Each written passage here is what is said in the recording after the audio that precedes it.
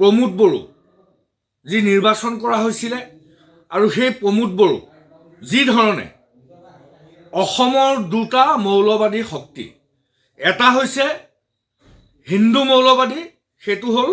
Doctor Himanta Biswa Sarma আৰু RSSৰ দলটো, আৰু এটা হৈছে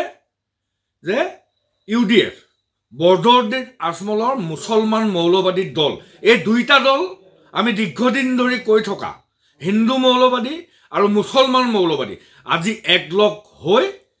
প্ৰমোদ বড়োক ৰাজ্যসভালৈ নিৰ্বাচিত কৰি পঠিয়াবৰ কাৰণে NDA বিজেপিৰ মিত্ৰজোঁটৰ লগত ঐক্যবদ্ধভাৱে একেলগে একেখন মঞ্চত কাম কৰিছে। সমগ্ৰ অসমবাসী ৰাইজে স্পষ্টভাৱে এটা কথা মনত ৰখাটো দৰকাৰ, যেনেকৈ হিন্দু মৌলবাদী অসমৰ কাৰণে ক্ষতিকাৰক, ঠিক তেনেকৈ মুছলমান মৌলবাদীও ক্ষতিকাৰক। আজি প্ৰমাণ হৈ গ'ল হিন্দু আৰু মুছলমান মৌলবাদী ঐক্যবদ্ধভাৱে অসমখনক শান্তিৰ সম্প্ৰীতিৰে জীয়াই থকা সমন্বয়ৰ অসমখনক ধ্বংস কৰিবৰ কাৰণে হিমন্ত বিশ্ব শৰ্মাই কিবা এটা কথা কোৱাৰ লগে লগে,